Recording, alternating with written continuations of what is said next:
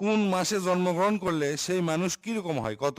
জানুয়ারি মাসে জন্মগ্রহণ করলে বাহিরে তাই শান্ত কিন্তু ভিতরে খুব শক্ত মানুষ হয়। ফেব্রুয়ারি মাসে জন্মগ্রহণ করলে ভালোবাসায় তাই খুব নরম কিন্তু রাগলে কিন্তু খুব ভয়ঙ্কর হয়।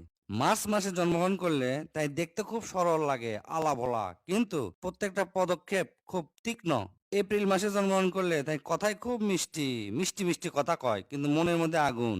মে মাসে জন্মগ্রহণ করলে সব সময় হাসে, হাসি হাসি কথা কয় কিন্তু মুহূর্তের মধ্যে পাল্টে যেতে পারে। জুন মাসে জন্মগ্রহণ করলে চোখের মধ্যে ভদ্রতা দেখা যায় কিন্তু মনের মধ্যে বড় বড় প্ল্যান। জুলাই মাসে জন্মগ্রহণ করলে রাগ কম হয় কিন্তু রাগ উঠলে আর থামান মুশকিল। আগস্ট মাসে জন্মগ্রহণ করলে একের মন ভালো হয় কিন্তু এরা প্রতিদিন ভুল ভাল স্বপ্ন দেখে এবং ওই স্বপ্নকে তারা সত্যি মনে করে, সত্যি মনে করে সংসারে অশান্তি পাকায়।